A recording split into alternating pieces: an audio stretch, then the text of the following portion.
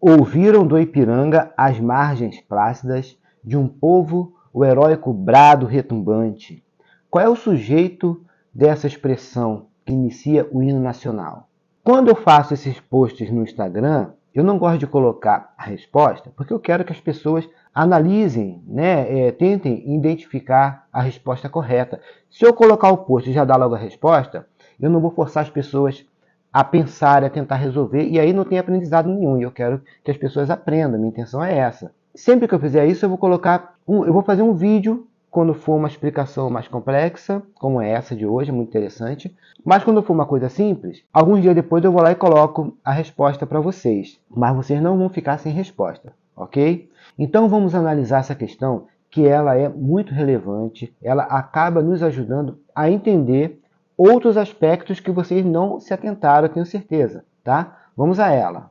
Essa questão, na verdade, é de um concurso público realizado em 2018, tá vendo aqui, ó, para o cargo de procurador jurídico. Ela diz o seguinte, ó: ouviram do Ipiranga as margens plácidas de um povo heróico o brado retumbante. O sujeito desta afirmação com que se inicia o hino nacional é, e aí ele dá as opções, né?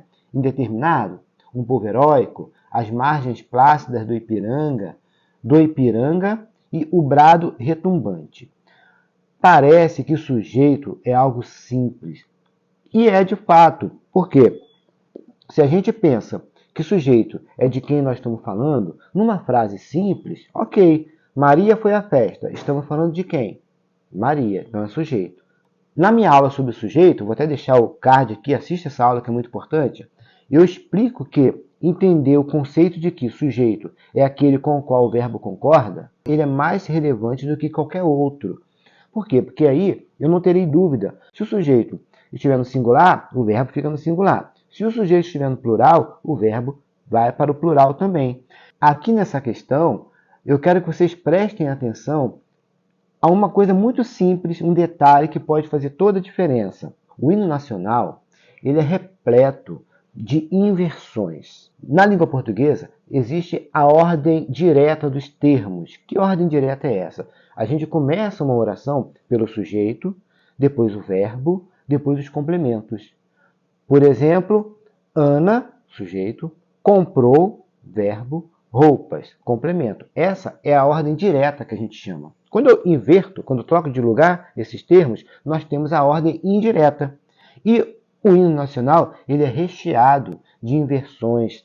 Ele é maravilhoso, né? Mas a gente precisa ter uma atenção redobrada para a gente conseguir entender. Nós precisamos colocar as frases na ordem direta. Aí fica muito mais fácil, que é o que a gente vai tentar fazer aqui agora, tá? Acompanhe comigo. Ouviram do Ipiranga as margens plácidas de um povo heróico o brado retumbante. Vamos colocar essa expressão na ordem direta. Ficaria assim, ó, eu escrevi para vocês aqui, ó. As margens plácidas do Ipiranga ouviram o brado retumbante de um povo heróico. Tá vendo? As margens plácidas, plácida quer dizer calma, tranquila.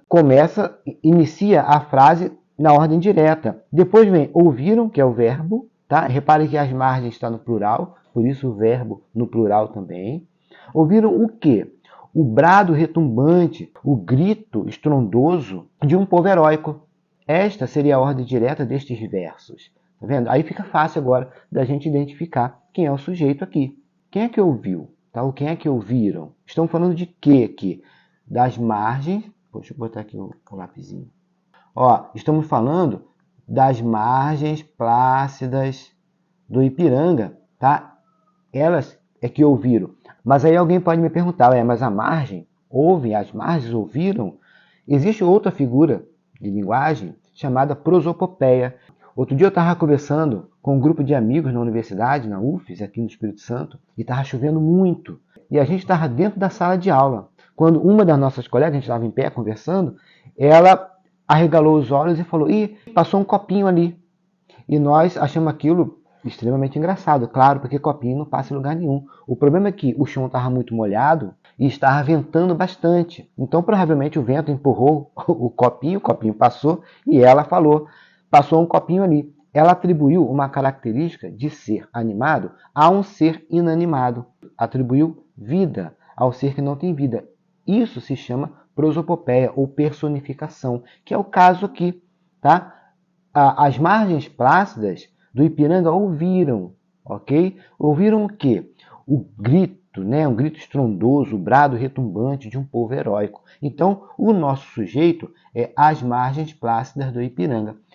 Eu quero chamar a atenção para o seguinte: imaginem que esse as aqui, esse aqui, ó, tivesse o acento indicativo de crase. Esse acento se chama acento grave e não crase, tá? O nome do acento é grave. Crase é a fusão, a junção dos dois as, a preposição com o artigo.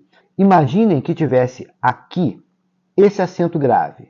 Mudaria todo o sentido da frase, porque aí as margens plácidas do Ipiranga passaria a ser um adjunto adverbial e provavelmente viria no final da frase. Ficaria assim, ó. Eu coloquei para vocês entenderem bem. Ó, tá vendo aqui, ó, que eu coloquei já o a com acento grave, indicativo de crase? Se ele está dessa forma, é porque ele está indicando o lugar onde aconteceu. Então seria aqui um adjunto adverbial se tivesse com esse acentozinho grave aqui. E aí, nesse caso, o sujeito seria indeterminado, porque ó, ouviram o brado retumbante de um povo heróico às margens plácidas do Ipiranga, nesse local aqui, adjunto adverbial. Tá? E aí, nesse caso, o sujeito seria indeterminado, porque quem é que ouviu? Alguém ouviu, a gente não sabe quem, seria sujeito indeterminado. Mas não é o caso, tá? Não tem esse acento indicativo de crase. Então, a nossa resposta é a letra C, as margens plácidas do Ipiranga. Parabéns para aqueles que responderam a letra C lá no Instagram. E espero ter ajudado. Eu estou pretendendo dar uma aula de interpretação de texto e talvez eu use o próprio hino nacional, porque ele é um ótimo exemplo, ele é um ótimo exercício para que você aprenda alguns insights para a interpretação de texto. Vai ajudar muito vocês. Eu vou preparar essa aula. Se inscreva no canal para você não perder essas aulas importantes, significativas, relevantes. Tá bom? Espero ter ajudado, espero que tenha gostado. Até a próxima e muito obrigado mesmo.